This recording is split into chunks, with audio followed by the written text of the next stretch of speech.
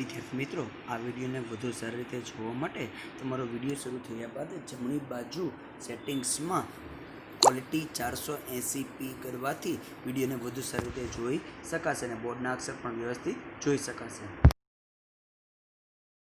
નમસ્કાર વિદ્યાર્થી મિત્રો, આપણે નામાના મૂળ તત્વ વિષયમાં હું પ્રતિક દોશી પ્રતિક સર યુટ્યુબ ચેનલમાં આપનું હાર્દિક સ્વાગત કરું છું. વિદ્યાર્થી મિત્રો, લાસ્ટ લેક્ચરમાં શું ભણ્યા હતા તેનું થોડુંક આપણે રિવિઝન સ્વરૂપે જોઈ લઈએ. તો ઉદાહરણ 1 થી 4 ગણ્યા હતા અને ત્યારબાદ આપણે સ્વાધ્યાયના દાખલા ગણ્યા હતા, જેમાં 3 ટાઈપના દાખલા આપણે આવ્યા હતા કે જેમાં ઉપાડ પર વ્યાજના દાખલા આવ્યા હતા અને ત્યારબાદ આપણે મેનેજરના કમિશન અને ભાગીદારને લગતું કમિશન, બે પ્રકારના કમિશનના દાખલા બે પ્રકારના આવ્યા હતા.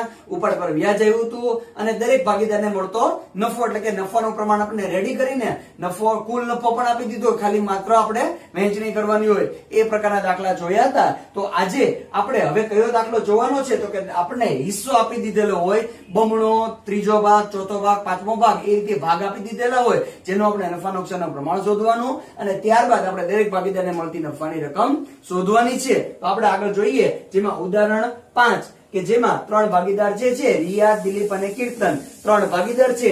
એક ભાગીદારી પેઢીના ભાગીદાર છે.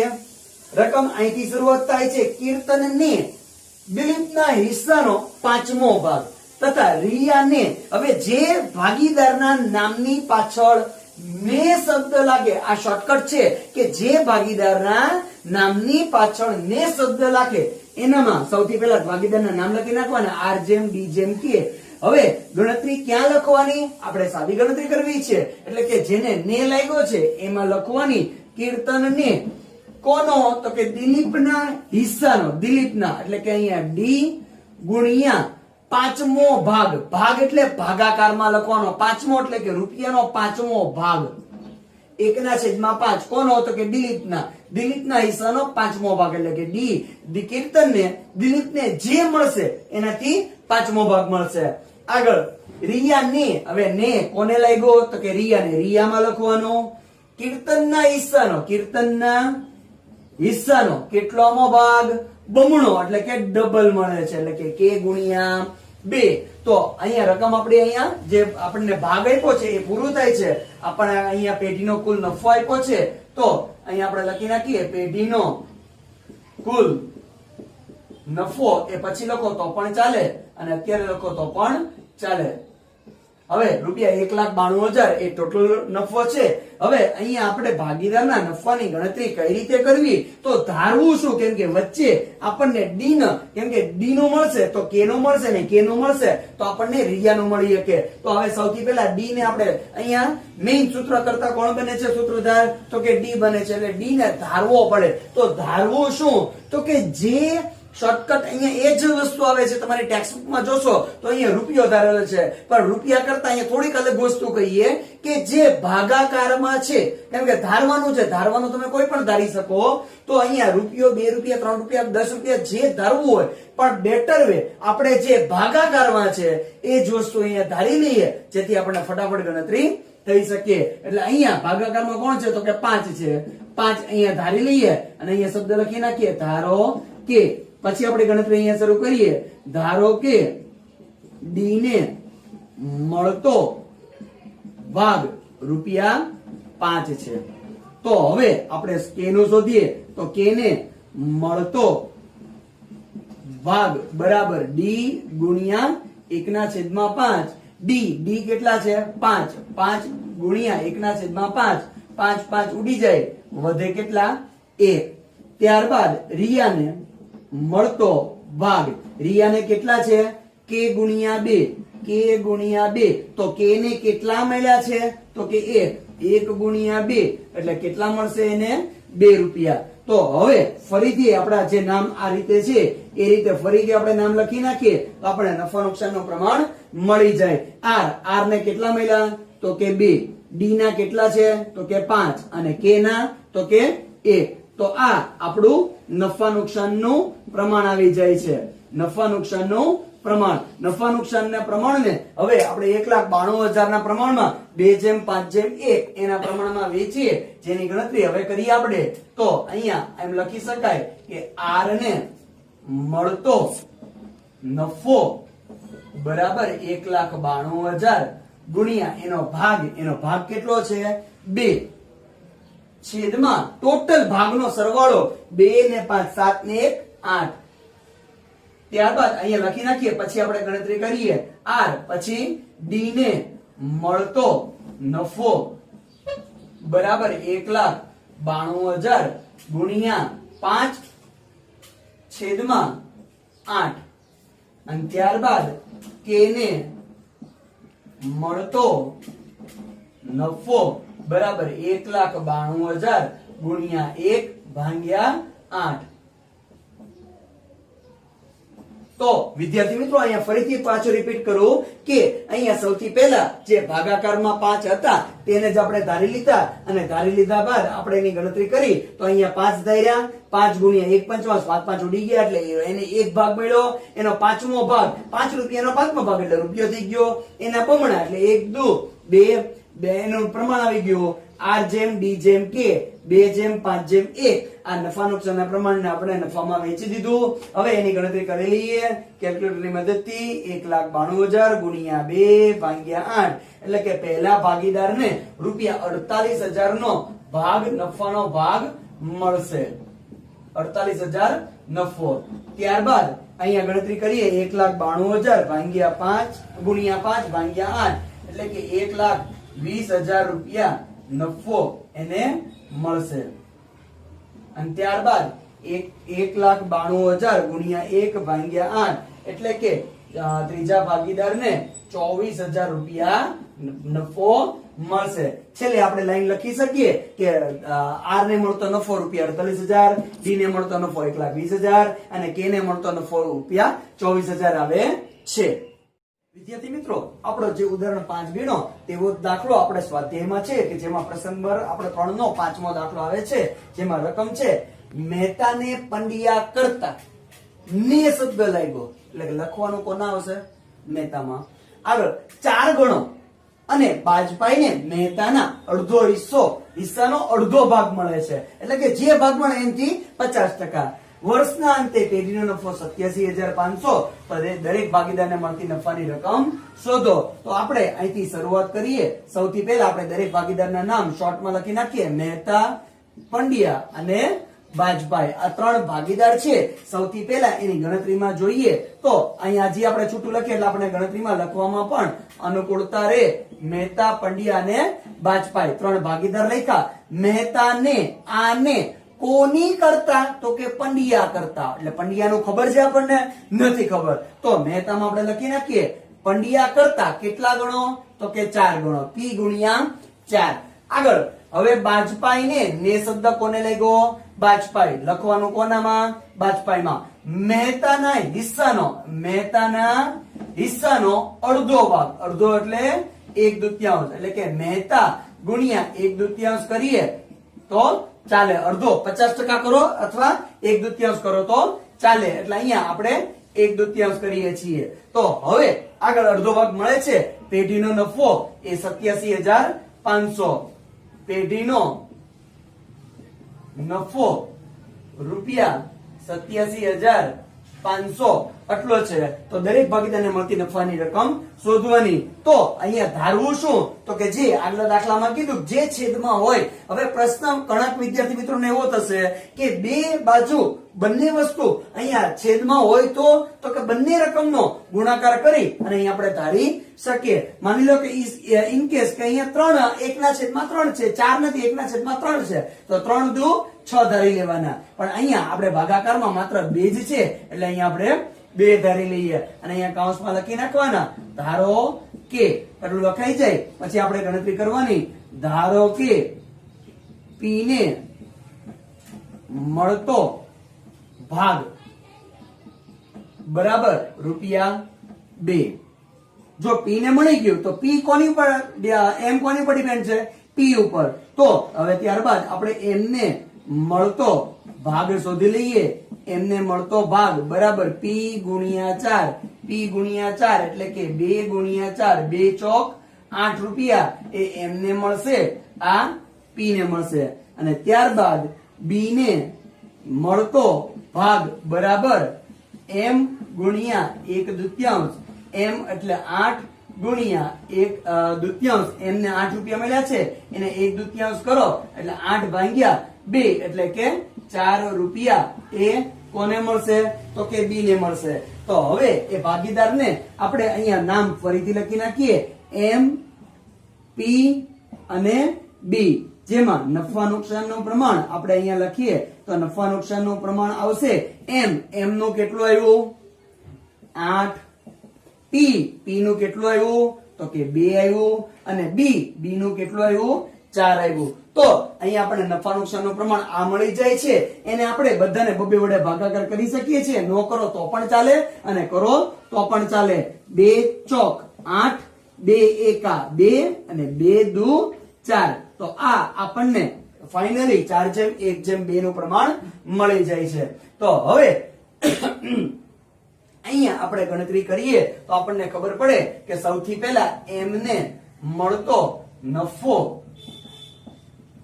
બરાબર 87,500 ગુણ્યા એનું પ્રમાણ, એમનું પ્રમાણ કેટલું છે 4 અને ટોટલ સરવાળો 4 ને 1 5, 5 ને 2 7. ત્યારબાદ પી ને મળતો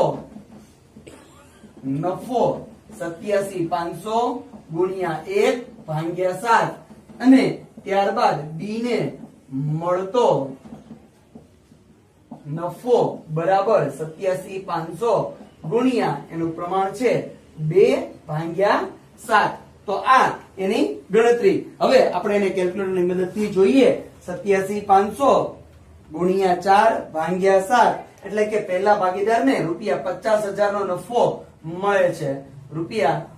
₹50,000 આપણે રૂપિયા જે છે એ લખવા ફરજિયાત છે. બને તો પાછળ છેલ્લે લખી નાખો એકમ તરીકે. 87,500 ગુણ્યા 1/7 એટલે કે બીજો ભાગીદાર છે એને 12,500 મળે છે અને ત્રીજા ભાગીદારને 87,500 ગુણ્યા 2/7 એટલે કે 25,000 રૂપિયા નફો મળે છે. તો આ દરેક ભાગીદારના નફાની ગણતરી થઈ ગઈ છે. તો વિદ્યાર્થી મિત્રો તમે ફરીથી આપણે ટેલી કરી લઈએ. મહેતાને એટલે કે પહેલાને પંડ્યા કરતા બીજા કરતા 4 ગણો એટલે આને આપણે 2 રૂપિયા દયા 2 ના 4 ગણા 2 ચોક 8 રૂપિયા બાજુ પાઈને મહેતાના હિસ્સાનો મહેતાને 8 રૂપિયા મળ્યા એનો અડધો ભાગ એટલે કે 4 રૂપિયા એટલે કે 8:2:4 જેને 2 વડે ભાગાકાર ન કરો તો પણ ચાલે, તો પણ રકમ તો તમને જવાબ તો આ જ મળવાનો છે. 4:1:2 જે આપણે 2 વડે ભાગાકાર કર્યો છે એનો આપણે નફો વેચો જે પેલા ભાગીદારને 50,000 જે 12,500 ને આપણે ગુણ્યા 4 કરો તો પણ તમને 50,000 મળી જાય અને 50,000 ને અડધા કરો તો ત્રીજો ભાગીદારના 25,000. એ રીતે પણ ગણતરી દાખલો થઈ શકે. તો વિદ્યાર્થી મિત્રો આપણે ઉદાહરણ 6 ઉપર નજર કરીએ તો ઉદાહરણ 6 માં છે જેમાં ટાઈપ હવે આગળ આવે છે મિલિંદ હેમંત. આગળ આપણે નફા નુકસાનના પ્રમાણવાળા દાખલા ગણ્યા કે જેમાં નફા નુકસાનનું પ્રમાણ શોધી અને પછી આપણે દરેક ભાગીદારની નફાની રકમ શોધી શકીએ. હવે મિલિંદ હેમંત અને રસિકની ભાગીદારી પેઢીનો નફો 1,89,000 નફો 1:2:4 ના પ્રમાણમાં વેચવાને બદલે ભૂલથી સરખું પ્રમાણ એટલે 3 ભાગીદાર છે એટલે કે 1:1:1 વેચ્યો છે. એટલે ખરેખર સાચું પ્રમાણ કયું હતું 1:2:4 ના ભૂલથી સરખું પ્રમાણ એટલે કે 1:1:1 થઈ જાય છે. તો આ ભૂલ સુધારણા મૂડી ખાતે કઈ અસર આપવી પડે તો સૌથી પહેલા આપણે એની ગણતરી કરી લઈએ. જેની ગણતરી માટે આપણે એક કોષ્ટક રજૂ કરીએ તો પણ આપણે કોષ્ટક દોરી શકીએ. તો આપણે અહીંયા કોષ્ટક રજૂ કરીએ જેનું કોષ્ટક આપણે અહીંયા રજૂ કરીએ છીએ કે જેમાં કોષ્ટકમાં આપણને ખ્યાલ પડે છે કે સૌથી પહેલા આપણે સાચું પ્રમાણ હોય સૌથી પહેલા એની સાચા પ્રમાણ પ્રમાણે આપણે એની વહેંચણી કરી નાખીએ જેથી આપણને સાચું અથવા ખોટું કે ખરેખર એને નફામાં કેટલી રકમ મળવી જોઈએ અને કેટલી મળવા પાત્ર છે જેના કારણે આપણને એની મૂડી ખાતે અસર વિગત નોંધ આપવી પડે. અહીંયા આપણે જરૂરી ગણતરી એવું હેડિંગ મારી દઈએ. અહીંયા ભાગીદારના નામ મિલિંદ, હેમંત અને રસિક. 3 ભાગીદારના નામ. એમાં સૌથી પહેલો ટોપિક એ સાચા પ્રમાણે નફાની વહેંચણી. સાચું પ્રમાણ આપણું છે 1:2:4. આ આપણું સાચું પ્રમાણ છે. તો સૌથી પહેલા આપણે ગણતરી કરીએ 1,89,000 ગુણ્યા 1 ભાગ્યા 1 ને 2 3 ને 4 7 1,89,000 ગુણ્યા 2 ભાગ્યા 7 1,89,000 ગુણ્યા 4 ભાગ્યા 7 આ એનો નફાની વહેંચણી આવે છે જેની આપણે ગણતરી કરીએ તો 1,89,000 ભાગ્યા 7 એટલે કે પહેલા ભાગીદારના 27,000 રૂપિયા આવે છે કે જે એને ખરેખર 27,000 રૂપિયા મળવા જોઈએ. ત્યારબાદ બીજા ભાગીદારના 1,89,000 ગુણ્યા 2 ભાગ્યા 7 એટલે કે 54,000 રૂપિયા આવે છે. બીજા ભાગીદારને ખરેખર નફામાંથી પહેલા ભાગીદારને 27 અને બીજા ભાગીદારને 54,000 રૂપિયા મળવા જોઈએ. અને ત્રીજા ભાગીદારની ગણતરી કરીએ 1,89,000 ગુણ્યા 4 ભાગ્યા 7 એટલે કે 1,08,000 રૂપિયા એ ભાગીદારને નફામાંથી મળવા જોઈએ. આ એની ખરેખર ગણતરી થાય છે. હવે ત્યારબાદ આપણે બીજો ટોપિક જે ભૂલ થઈ છે તે ભૂલને આપણે લઈએ તો કે ભૂલ એ સરખા પ્રમાણમાં નફાની વહેંચણી સરખા પ્રમાણમાં એટલે કે 1:1:1 એટલે કે 1,89,000 ગુણ્યા 1 ભાગ્યા 3 1,89,000 ગુણ્યા 1 ભાગ્યા 3 અને 1,89,000 ગુણ્યા 1 ભાગ્યા 3 એટલે કે 1,89,000 ગુણ્યા 1 ભાગ્યા 3 કરીએ એટલે આપણને રકમ એમાં મળી જશે જેમાં પહેલી રકમ આપણને મળે છે 63,000 રૂપિયા. બીજામાં પણ સરખું પ્રમાણ છે એટલે કે બીજામાં પણ 63,000 રૂપિયા અને ત્રીજામાં પણ 63,000 રૂપિયા નફો મળે છે. તો હવે શું કરવાનું આવશે? હવે માત્ર આપણે સાચા પ્રમાણમાંથી ખોટું પ્રમાણ આપણે બાદ કરી દઈએ એટલે એનો મતલબ એમ છે કે આપણે ખરેખર પહેલા ભાગીદારને 27 મળવા જોઈએ એને મળી ગયા છે 63 એટલે કે જેટલા વધારાના મળ્યા છે એ મિલિંદના ખાતામાંથી આપણે ઉધાર કરવા પડશે અને જેને ઓછા આવ્યા છે એના ખાતામાં આપણે મૂડી ખાતામાં જમા આપવા પડે. એટલે એની શોર્ટકટ આપણા માટે એક જ આવે છે કે જે નવો ટોપિક આપણો A, B અને C ટોપિક એટલે કે A - B આપણે સાચા પ્રમાણમાંથી ખોટા પ્રમાણને બાદ કરી દઈએ એટલે આપણને મળી જશે કે આને -36,000 આવે છે. 27,000 માંથી 63,000 રૂપિયા બાદ કરો એટલે કે 36,000. 54,000 માંથી 63,000 બાદ કરો એટલે કે -9,000 અને આ ભાગીદારના 1,08,000 માંથી 63,000 બાદ કરો તો 45,000 રૂપિયા જે તમારો પ્લસમાં જવાબ આવે છે. તો આ બે વસ્તુ જે માઇનસ થઈ છે એટલે કે ખરેખર 63 માં પહેલા ભાગીદારને 36 વધુ મળ્યા હતા એમ બીજા ભાગીદારને 9,000 રૂપિયા વધુ મળ્યા હતા. તો એ વધુ મળ્યા છે તો બંનેના ખાતામાં ઉધાર કરવાના અને આને 63,000 ખરેખર એને 1,08,000 મળવા જોઈએ પણ એને 63 મળે છે એટલે કે 45 ઓછા મળ્યા છે. એટલે કે આ બંનેનો સરવાળો કરો 36,000 અને 9,000 બંનેનો સરવાળો 45,000 જેના ખાતામાં ઉધાર થશે અને જે આર ભાગીદાર એટલે કે રસીદના ભાગીદારના મૂડીના ખાતામાં એને 45,000 જમા આપવાના. એટલે શોર્ટકટ એ થશે કે જે સાચા પ્રમાણમાંથી ખોટું પ્રમાણ બાદ કરવાનું જેમાં માઇનસ આવે તો ઉધાર કરવાનું અને પ્લસ આવે તો જમા કરવાનું રહેશે. તો આપણે અહીંયા એની આમનોંધ દર્શાવીએ. આમનોંધનું ફોર્મેટ દોરીએ.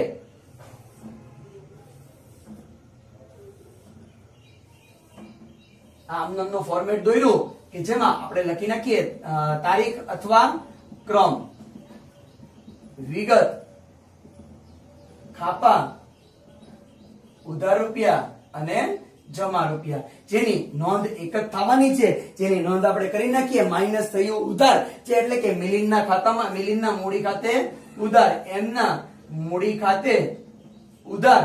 બીજો ભાગીદાર એને પણ માઇનસ છે 9,000 રૂપિયા આના છે 36,000. એચ ના મૂડી ખાતે ઉધાર 9,000 અને તે આર એટલે કે રસીદના મૂડી ખાતે જમા.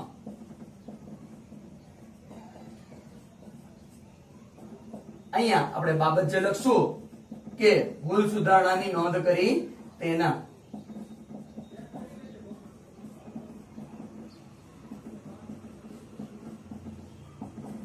આ આપણો દાખલો અહીંયા પૂરો થાય છે કે સૌથી પહેલા એની જરૂરી ગણતરી કરવાની, સાચું પ્રમાણ સૌથી પહેલા વેચવાનું, ત્યારબાદ એમાંથી ખોટું પ્રમાણ જે ભૂલ થઈ છે એ બાદ કરવાની એટલે કે સાચામાંથી ખોટું બાદ કરવાનું, માઇનસ આવે ઉધાર કરવાની જેની આપણે આમ નોંધ રજૂ કરી. વિદ્યાર્થી મિત્રો, આપણે પ્રશ્ન નંબર 6 જેમાં શીલા, શુરભી અને સંકેતની ભાગીદારી પેઢીનો નફો 1,35,000 આ દાખલો છે એ સ્વાધ્યાયનો પ્રશ્ન નંબર 3 નો છઠ્ઠો દાખલો, જે આગળ આપણે ભૂલનો જે એટલે કે જે નફા નુકસાનનું પ્રમાણ સાચું આપ્યું હોય તેને બદલે ખોટા પ્રમાણમાં વેચાઈ ગયું હોય એ પ્રમાણનો દાખલો છે. તો સૌથી પહેલા એના માટે આપણે કોષ્ટક જ દોરી લઈએ. એના આન્સર માટે સૌથી પહેલા કોષ્ટક દોરી લખીએ. આ કોષ્ટક દોરી લીધા બાદ એની આપણે વિગત, અહીંયા સૌથી પહેલા નોંધ, અહીંયા સૌથી હેડિંગમાં જરૂરી ગણતરી, ત્યારબાદ શીલા એટલે S1 ત્રણેયના આપણે S ઉપરથી જ નામ છે, S1 S2 અને S3 આખા નામ લખો તો પણ વાંધો નથી. આપણે સૌથી પહેલા રકમ વાંચી લઈએ. શીલા, સુરભી અને સંકેતની ભાગીદારી પેઢીનો નફો ₹1,35,000 નફો છે, જે 3:2:3 ના પ્રમાણમાં વેચવાને બદલે ભૂલથી 2:1:3, જો ભૂલ શું થઈ 2:1:3 અને હતું શું 3:2:3, આ સાચું અને આ ખોટું પ્રમાણ છે. આ ભૂલ સુધારણા મૂડી ખાતે કઈ અસર આપી? તો સૌથી પહેલા પહેલો ટોપિક, સાચું પ્રમાણે નફાની વહેંચણી. સાચું પ્રમાણ છે એ 3:2:3. ટોટલ નફો આપણને આપ્યો છે 1,35,000, જેની આપણે અહીંયા ગણતરી મૂકીએ. 1,35,000 ગુણ્યા પહેલાનું પ્રમાણ છે 3, ટોટલ સરવાળો 3 ને 2 5 ને 3 8. બીજી ગણતરી 1,35,000 ગુણ્યા 2 ભાગ્યા 8, 1,35,000 ગુણ્યા 3 ભાગ્યા 8. આ આપણી ગણતરી કરીએ. ત્યારબાદ આપણે ગણતરી કર્યા બાદ સૌથી પહેલા આપણે લખી નાખીએ ખોટું પ્રમાણ. આપણે હમણાં ગણતરી કેલ્ક્યુલેટરમાં કરીએ છીએ. ખોટું પ્રમાણ પ્રમાણે નફાની વહેંચણી. ખોટું પ્રમાણ છે આપણું 2:1:3, જે ટોટલ નફો આપણો 1,35,000 ગુણ્યા 2 ભાગ્યા 2 ને 3 ને 3 6. ત્યારબાદ 1,35,000 ગુણ્યા 1 ભાગ્યા 3 અને 1,35,000 ગુણ્યા 3 ભાગ્યા 6. તો સોરી, અહીંયા 3 નહીં, અહીંયા આપણે સરવાળો ટોટલ 6 છે. તો હવે આપણે એની ગણતરી કરીએ, જેની ગણતરી 1,35,000 ગુણ્યા 3 ભાગ્યા 8, એટલે પહેલાની ગણતરી આવે છે 50,625. ત્યારબાદ 1,35,000 ગુણ્યા 2 ભાગ્યા 8, એટલે કે બીજાની ગણતરી આવે છે 33,750. અને 1,35,000 ગુણ્યા 3 ભાગ્યા 8 એ ત્રીજાની ગણતરી પણ આવે છે 50,625. આ થઈ આપણો સાચું પ્રમાણ પ્રમાણે નફાની વહેંચણી. ત્યારબાદ ખોટા પ્રમાણ પ્રમાણે વેચીએ તો પહેલો જવાબ આવે છે 45,000. 1,35,000 ગુણ્યા 1 ભાગ્યા 6, બીજાનો જવાબ આવે છે 22,500. અને 1,35,000 ગુણ્યા 3 ભાગ્યા 6, એટલે ત્રીજાનો જવાબ આવે છે 67,500. તો આ એની ખોટા પ્રમાણ પ્રમાણે નફાની વહેંચણી થાય છે. ત્યારબાદ હવે આપણે સી પોઈન્ટ એટલે કે A-B, સાચામાંથી આપણે ખોટું બાદ કરવાનું છે. આપણે આને સૌથી પહેલા રકમને બોક્સ કરી નાખીએ, જેથી આપણો રકમ જે જવાબ છે એ જવાબ ઉઠીને આગળ આંખે વળગે. ત્યારબાદ સી બરાબર A-B, એટલે કે સાચામાંથી ખોટું બાદ.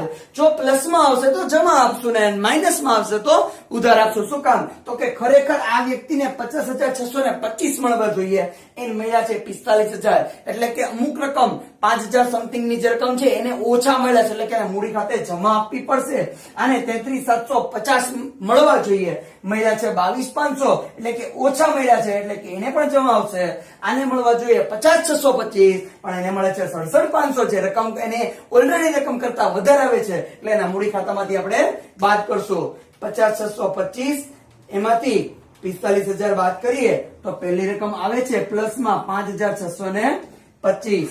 33,750 માંથી 22,500 પ્લસમાં આવે છે 11,250 અને 50,625 એમાંથી 67,500 બાદ કરીએ તો -16,875. એટલે કે એનો મતલબ કે S3 ને વધારે મળ્યા છે, એટલે એના મૂડી ખાતામાંથી આપણે બાદ કરવા પડશે, એટલે કે માઇનસ થશે, એ ઉધાર થશે અને પ્લસ આવે એટલે જમા થશે. એટલે એની માટે આપણે આમનોમનું ફોર્મેટ દોરીએ. આમનોમનું ફોર્મેટ ક્રમ, વિગત, ખાપાંક, ઉધાર રૂપિયા અને જમા રૂપિયા. જે સૌથી પહેલી એક જ આમ નોંધ આવશે S3 ના મૂડી ખાતે, એના મૂડી ખાતામાંથી આપણે એટલા રૂપિયા 16,875 આપણે બાદ કરશું અને S1 ના મૂડી ખાતે અને S2 ના મૂડી ખાતે, આ બંનેના ખાતે એ જમા આપવામાં આવશે. S1 ના એના પૈસા છે 5,625 અને ઓલાના પૈસા છે 11,250. બાબત જે લખી નાખીએ, ભૂલ સુધારણાની નોંધ કરી તેના, અથવા ભૂલ સુધારણા કરી તેના. બહુ લાંબુ ન લખવું હોય તો આટલું લખો તો પણ ચાલે. આ દાખલો અહીંયા પૂરો થાય છે. તો વિદ્યાર્થી મિત્રો, આપણે ઉદાહરણ 7 ઉપર નજર કરીએ. આગળના દાખલામાં આપણને સાચું પ્રમાણ, નફા નુકસાનનું સાચું અને નફા નુકસાનનું ખોટું પ્રમાણ આપ્યું હતું. હવે અત્યારે આ દાખલામાં મૂડીનું વ્યાજ ગણવાનું રહી ગયું તે પ્રકારનો દાખલો છે, જેમાં પણ આપણે એક કોષ્ટક બનાવીએ, જેમાં કોષ્ટક જે ગણવાનું રહી ગયું છે, સૌથી પહેલા આપણે એને જ ગણી નાખીએ. પછી અહીંયા ગણવાનું રહી ગયું છે એટલે ભાગીદારી કાયદા મુજબ દરેક ભાગીદારને મૂડી પરનું વ્યાજ સરખે હિસ્સે વેચી દેવામાં આવશે. તો અહીંયા પહેલા સૌથી પહેલા જરૂરી ગણતરી. આ જરૂરી ગણતરીમાં વિગત, રામ, લક્ષ્મણ અને સીતા. તો સૌથી પહેલા મૂડી પર વ્યાજ આપણે લખી નાખીએ. મૂડી પર વ્યાજ છે 12%. હવે 40,000 ગુણ્યા 12 છેદમાં 100, ટકાના છેદમાં 100. ત્યારબાદ 30,000 ગુણ્યા 12 છેદમાં 100 અને 80,000 ગુણ્યા 12 છેદમાં 100. આ વસ્તુની ગણતરી હવે આપણે કેલ્ક્યુલેટર દ્વારા કરીએ. 40,000 ગુણ્યા 12 છેદમાં 100, અથવા ખાલી ટકા કરી નાખો, 40,000 ગુણ્યા 12% કરો તો પણ તમને અહીંયા જવાબ મળશે. એટલે કે પહેલો જવાબ 4800, 30,000 ગુણ્યા 12% એટલે બીજો જવાબ 3600 અને ત્રીજો જવાબ 80,000 ગુણ્યા 12% એટલે કે 9600. આ મૂડીનું ખરેખર વ્યાજ જો ગણેલું હોત તો આ મૂડીનું વ્યાજ આવી શક્યું હોત. તો આ મૂડીનું વ્યાજ થયું, જે આપણો એ મુદ્દો.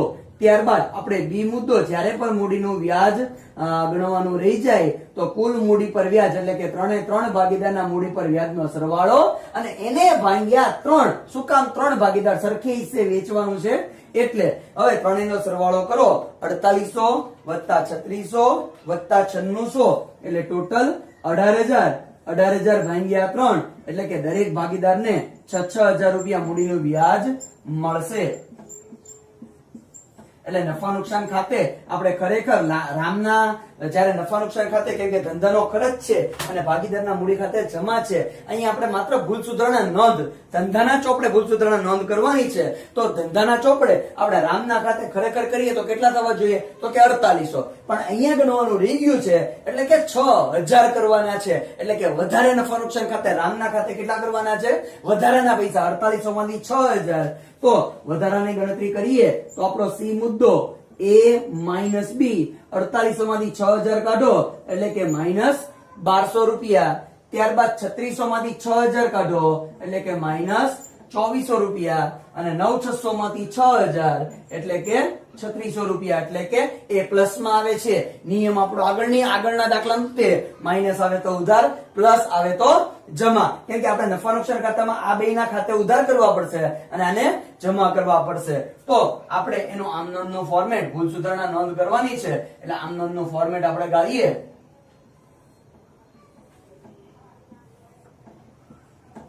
ક્રમ, વિગત, ખાપાંક, ઉધાર અને જમા. તો જેની પહેલી વિગત આવે છે, રામ અને લક્ષ્મણ બેમાં માઇનસ છે, જેને આપણે મૂડી ખાતે ઉધાર કરીએ. R ના મૂડી ખાતે ઉધાર, L ના મૂડી ખાતે ઉધાર, તે S ના મૂડી ખાતે જમા. આનામાં 1200, આનામાં 2400 અને આનામાં 3600. અહીંયા બાબત જે લખીએ કે ભૂલ સુધારણાની નોંધ કરી તેના.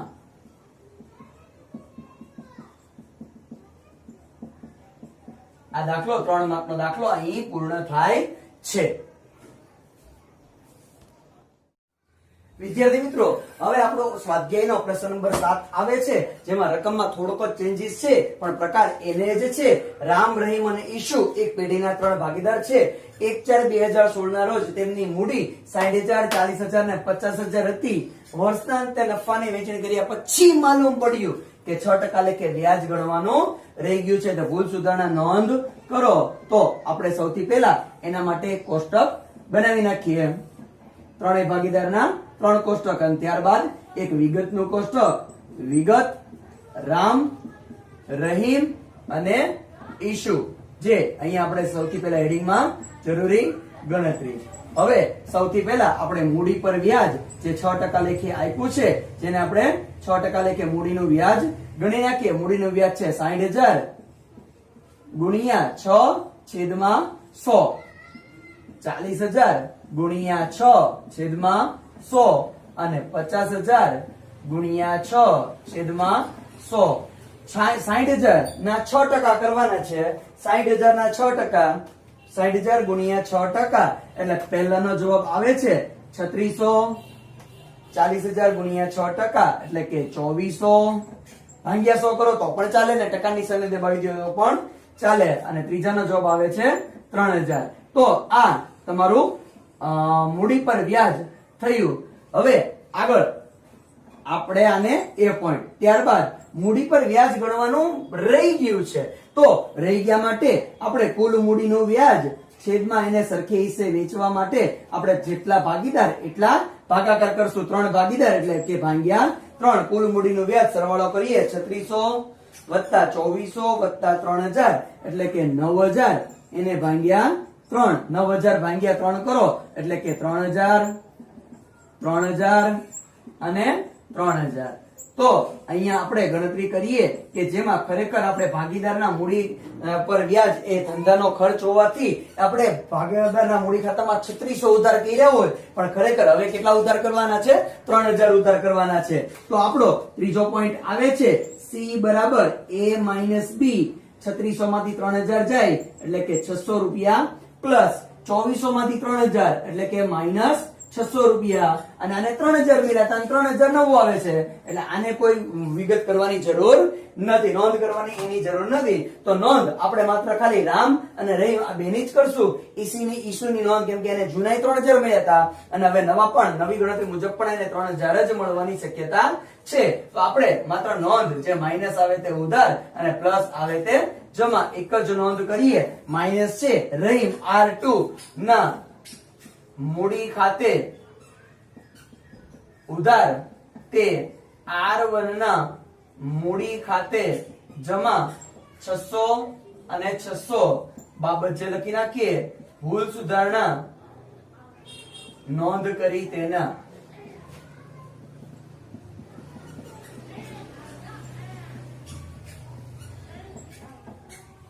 આ દાખલો અહીંયા 3 માર્કનો દાખલો અહીં પૂર્ણ થાય છે. તો વિદ્યાર્થી મિત્રો, આજના લેક્ચરમાં આપણે 3 પ્રકારના દાખલા શીખ્યા. એક મૂડી પર વ્યાજનો, એક ભૂલ સુધારણા વાળો, એટલે કે આ ભૂલ સુધારણા નહીં પણ આગળની જે પ્રમાણનું આપ્યું હતું તે શીખા, અને એક આગળની રીત શીખા. એટલે ટોટલ 3 દાખલા આપણે શીખ્યા છીએ. તો એ વસ્તુનું તમે અહીં રિવિઝન કરજો. આ વિડીયોને વધુને વધુ લાઈક, શેર અને સબસ્ક્રાઇબ કરજો.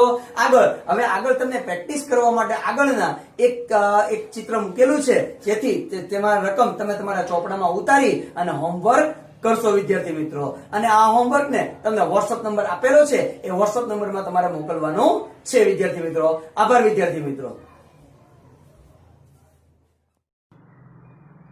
તો વિદ્યાર્થી મિત્રો, અહીંથી તમારી પ્રેક્ટિસ માટેના દાખલા અહીં શરૂ થાય છે. જે પ્રેક્ટિસ માટેના દાખલામાં સૌથી પહેલી જે ટાઈપ હતી તેમાં પહેલી ટાઈપના 3 દાખલા, જયેશ, પ્રકાશ અને રાજેશવાળો પહેલો દાખલો, ત્યારબાદ શીતલ, ભાવેશ અને જયમીનવાળો, અને ત્રીજો જે હિતેશ, બીના અને સમરવાળો દાખલો છે.